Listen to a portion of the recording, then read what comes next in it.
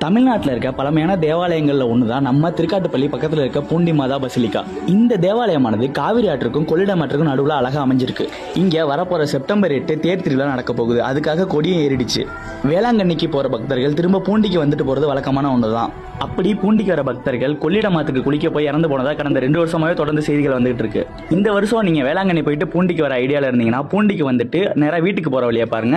கொள்ளிடம் ஆற்றுல யாரும் இறங்காதீங்க. ஏற்கனவே வந்துட்டு போன வருஷம் 4 பேர், அதுக்கு முந்தின வருஷம் 7 பேர்னு சொல்லிட்டு கடந்த 2 வருஷத்துல பூண்டிக்கு வந்த சுற்றுலா பயணிகள் 12 பேர் பக்கம் அந்த கொள்ளிடம் ஆற்றுல விழுந்து இறந்து போயிருக்காங்க. இந்த சம்பவங்கள்ல ஆற்றுல தண்ணி நிறையலாம் போகல, ரொம்பவே கம்மியா தான் போயிட்டு இருந்துருக்கு. அப்படி இருந்துமே இந்த மாதிரி அசம்பவங்கள் நடந்திருக்கு. ஏன்னா கொள்ளிடம் ஆற்றுல எந்த இடத்துல புதைமணல் இருக்குன்னு யாருக்கும் தெரியாது. இங்கேயே பிறந்து இங்கேயே வளர்ந்தவங்களே அங்க போறதுக்கு ரொம்ப யோசிப்பாங்க. நீங்க வெளியூர்ல இருந்து வரீங்க, எந்த இடத்துல ஆழம் இல்லை அப்படின்றது உங்களுக்கு தெரியாது. சோ நீங்க இந்த தடவை பூண்டிக்கு வந்தீங்கன்னா யாரும் கொள்ளிடம் ஆற்று பக்கம் இறங்க வேணாம்.